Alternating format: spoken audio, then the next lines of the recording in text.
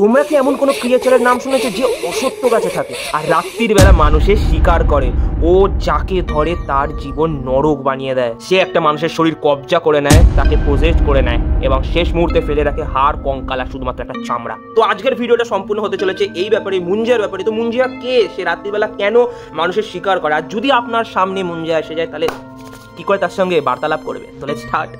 তো যখনই আমরা আরবান লিজেন্ডের কথা বলি তো সবার প্রথমে মাথায় কি আসে? এটা haunted house, haunted hospital, Saturn, ব্রহ্ম রাক্ষস, জিন, ঠিক আছে, কার্স ডল। তো আজকে কথা বলো ইন্ডিয়ান, আমাদের ইন্ডিয়ান আরবান লিজেন্ড মুঞ্জিয়া। তো মুঞ্জিয়ার ব্যাপারে শুধু আমরা বলবো না, মুঞ্জিয়ার একটা স্টোরি, রিয়েল স্টোরি আছে, সেটাও আমরা আজকে আলোচনা করবো। কোনো বাচ্চা তার বালমুন্ডন মানে ন্যাড়া হওয়ার 14 কি 15 দিন পর যদি সে মারা যায় তাহলে সে হয়ে যায় প্রেত, তার কখনোই আত্মা শান্তি হয় না। এবং যেহেতু সেই প্রেতের মনটাও বাচ্চার মতোই থাকে, তো তখন সে অসত্য গাছে এরা বেশি থাকে। অসত্য গাছের এক গাছ থেকে এক গাছ, এক গাছ থেকে এক গাছ এরকম ঘুরতে থাকে। আর এরা খুব মাঝে মধ্যে খুব খুংখার হয়ে যায় মাঝে মধ্যে। আর এটার ভয়ানক সব থেকে বেশি তখন হয় যখন মুঞ্জিয়াদের ইউজ কোনো তান্ত্রিক করে। তো আগে মুঞ্জিয়ারা খুব উৎপাত করতো, যাকে তাকে ভর করে নিত, খুব কষ্ট দিত সবাইকে। তো সেই জন্য তান্ত্রিকরা অসত্য গাছের সঙ্গে মুঞ্জিয়াদের বেঁধে দিত। তাই এখন কেউ যদি মুঞ্জিয়া হয় তো তারা অসত্য গাছেই ঘোরে। কিন্তু মুঞ্জিয়ারা নর্মাল কোনো আত্মাদের মতন হতো না, তারা ব্রহ্ম রাক্ষসের জাতি ছিল। তাদের কাছে বিশাল পরিমাণে পাওয়ার ছিল, যাকে তাকে বিনা কারণে বশ করে নিত আর খুব সহজে তাদেরকে ছাড়তও না। মুঞ্জিয়া যদি কারুর শরীরে ঢুকে যায় তো তাকে সে পজেস্টও করে দিতে পারে, তাকে সে পাগলও করে দিতে পারে বা তাকে সে মেরেও ফেলতে পারে। অনেক তান্ত্রিক লোকেরা তাদের শত্রুর বংশ নাশ করার জন্য মুঞ্জিয়ার ইউজ করে। তোমরা শুধু এটা ভেবে ওর পাওয়ারের সম্বন্ধে আইডিয়া করে নিতে পারো যে মুঞ্জিয়া যে কোনো প্রেগনেন্ট মহিলার পেটের মধ্যেই তার বাচ্চাকে মেরে দেওয়ার ক্ষমতা রাখতে পারে। কোনো, আর এটা বলে রাখি, কোনো ধরনের ভূত প্রেত আত্মা এটা করতে পারে না, শুধুমাত্র যতক্ষণ না পর্যন্ত তাকে সেই প্রেগনেন্ট মহিলাকে যতক্ষণ পর্যন্ত তাকে কোনো ওষুধ করা হচ্ছে বা তাকে কিছু খাওয়ানো না হচ্ছে, কোনো প্রেত ভূত আত্মাও মায়ের পেটের সন্তানকে মারতে পারে না, শুধু মুঞ্জিয়া পারে। তোমরা যদি এইটুকুনি ভাবে বুঝে নিতে পারো যে মুঞ্জিয়া কত বড় শক্তিশালী একজন আত্মা, যে কোনো ধরনের মন্ত্র জাপ, কোনো ধরনের কালা জাদু টোনা, কোনো ধরনেরই ভূত ছাড়ানো যে তান্ত্রিকরা ছাড়ায়, ওঝারা ছাড়ায় কিচ্ছু কাজ আসে না মুঞ্জিয়াদের।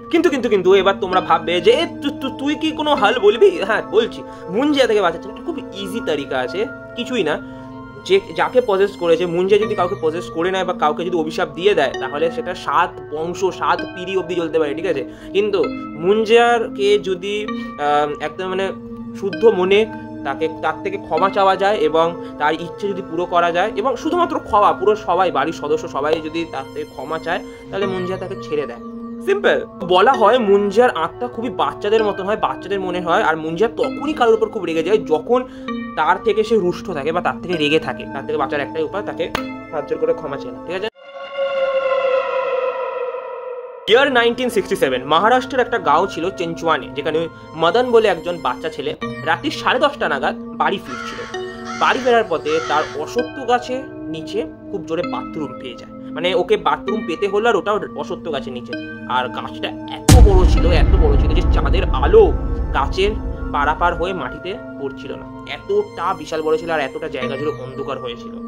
তো সেখানে মদন করে নিল 1 নম্বর, কিন্তু মদন জানতো না সেই অসত্য গাছেই একটা মুঞ্জিয়া থাকতো। আর মুঞ্জিয়া একটা সিরিয়াসলি ডাইরেক্টলি ওটা নিচে যে আমার ঘরকে কেউ অপমান করেছে। সত্যি ভাবো, তোমার ঘরের নিচে কেউ যদি বাথরুম করে পালিয়ে যায়। আর ওই মুঞ্জিয়া ছিল বিশাল শক্তিশালী। মুঞ্জিয়া তার শরীরে এমন ভাবে তাকে পজেস করে নিল যে কখনো সেই ব্যক্তি মানে মুঞ্জিয়া নিজেকেই, মানে সেই ব্যক্তি নিজেকেই মারার চেষ্টা করছিল বা সেই ব্যক্তি তার ফ্যামিলির লোককেও মারার চেষ্টা করছিল। এরকম করে 3-4 বছর কেটে গেল, কেউ বুঝতেও পারছে না কি করা উচিত, কি করবে। মদন পাগলের মতন বিহেভিয়ার করছে, তার সামনে যদি কেউ যায় তাহলে তাকে সে মারার চেষ্টা করছে, কখনো সে নিজেকে মারার চেষ্টা করছে, কখনো তার ফ্যামিলির লোককে মারার চেষ্টা করছে। বাড়ির লোক পাগলের মতন খালি দেখে যাচ্ছিল যে তার সামনেই তাদের পরিবারের একজন একটু একটু করে মরছে, তারা কিছু করতে পারছে না। কোনো ডক্টর, কোনো ওঝা, কেউ কিছু করতে পারছে না। তাদের বাড়ির লোক অনেক চেষ্টা করেছিল কিন্তু মুঞ্জিয়া তার শরীর ছাড়েনি। কিন্তু একদিন রহস্যময়ভাবে বাড়ির সবাই হাওয়া, কেউ নেই। তারপরে যখন ঘরে ভালো করে ইনভেস্টিগেট করা হলো, কেউ নেই। আর যেই দরজায় মুঞ্জিয়াকে মানে সেই ব্যক্তিকে বন্ধ করে রাখা হতো, মানে যেহেতু পাগল বলে তাকে বন্ধ করে রেখে দেওয়া হতো, তো যেই জন্য তাকে বন্ধ করে রাখা হতো ওই ঘরেও কিছু নেই, শুধুমাত্র একটা জামা আর একটা প্যান্ট ছেঁড়া অবস্থায় পড়ে রয়েছে। আর যেন কি হয়েছে, অসত্য গাছের নিচে ওই ব্যক্তিটার কঙ্কাল আর চামড়া পড়ে। এই ঘটনার পর গ্রামের সবাই বুঝতে পেরে গেছিল যে মদনের সঙ্গে হয়েছিলটা কি। আসলে তার উপর কে ভর করেছিল? মুঞ্জিয়া। তো তাই সেই অসত্য গাছের নিচ দিয়ে গ্রামের প্রতিটা ব্যক্তি অ্যাভয়েড করতো যাওয়া, কারণ তারা জানতো না যে ওই অসত্য গাছের নিচে মুঞ্জিয়া থাকতো। তো আমরা শহরে থাকি, ঠিক আছে, শহরের ব্যক্তিদের মেন্টালিটি অন্যরকম হয়, তারা একটু বেশি প্র্যাকটিক্যাল হয়, তারা একটু বেশি সাইন্টিফিক হয়। তো তারা এই গ্রামের এইসব স্টোরিকে বলে এইসব অন্ধবিশ্বাস, এগুলো আজগুবি, এগুলো ফালতু কথা। কিন্তু গ্রামের লোকেরাই জানে যে যারা দেখেছে সামনাসামনি তারাই ভালো মতো যায়। তো তোমাদেরও বলবো, ঠিক আছে, যে মুঞ্জিয়া বইটা দেখো। আহা দাঁড়াও, যাচ্ছ কোথায়? ভিডিও শেষে ব্লুপার আছে, ঠিক আছে, তোমরা হাসবে, ভূতের স্টোরিতেও তোমাদেরকে আমরা হাসাবো। তুমি একা বাড়ি যাবে না, তোমার সঙ্গে আরো 2-3 জন বাড়ি যাবে, তুমি দেখতে হবে শুধু আয়নায় তাকে। আমি হাসছি কেন? এটা তো হরর স্টোরি। তখন বাজে রাত 10:30। মদন বাথরুম করে অসত্য গাছের নিচে। তারপর সেই বিধ্বংসী রাত নেমে আসে এবং তার সঙ্গে যা ঘটে যায় তোমরা বুঝতেও পারবে না। আমি বেশি ফিল নিয়ে নিচ্ছি না। জায়গায় বাথরুম করে এইসব কি করছে? আগেকার দিনে মুঞ্জিয়া প্রেত হয়ে যাওয়ার আগেকার দিনে মুঞ্জিয়ারা লোকের খুব আগেকার দিনে কোনো বাচ্চা মুঞ্জিয়া হতো তখন আগেকার দিনে আত্মারা যখন মুঞ্জিয়া হতো তখন তারা মানুষদের খুব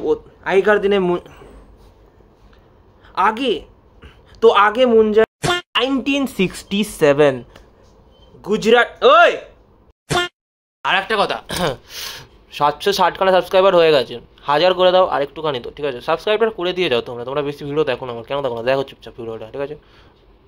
ভালো তো ভিডিও বানাই, ঠিক আছে। এবার কি বৌদিদের নিয়ে ভিডিও বানাবো? আমি বুঝতেও পারি না আমি ভিডিওটা বানাবো কি। আমার চ্যানেলে কী ভিডিও দেবো? আমি রোস্ট করছি, আমি ব্লগ করছি, আমি ভূতের গল্প বলছি, আমি ক্রাইম স্টোরি বলছি, ভার্সিটাইল ভ্যারাইটি দিচ্ছি হয় তোমাদের, বুঝতে পারছো? ঠিক আছে, এবার তো আমারও মনে হচ্ছে বৌদিদের নিয়ে পড়ে থাকতে হয়, কিছু কিছু ইউটিউবার যেগুলো করে খালি বৌদি আর বৌদি। তো যাই হোক, ভিডিওটা ভালো লাগলে লাইক দিয়ে সাবস্ক্রাইব করবে। আর 1000খানা সাবস্ক্রাইব হয়ে গেলে একটা ভালো জিনিস আছে, ঠিক আছে, আমি কোথায় বসে ভিডিও বানাই, কীভাবে ভিডিও বানাই, ঠিক আছে, নট Q&A, কীভাবে ভিডিও বানাই, কোথায় ভিডিও বানাই, কীভাবে থাম্বনেল বানাই, ঠিক আছে, কীভাবে এডিটিং করি, সব দেখাবো, ঠিক আছে। টাটা।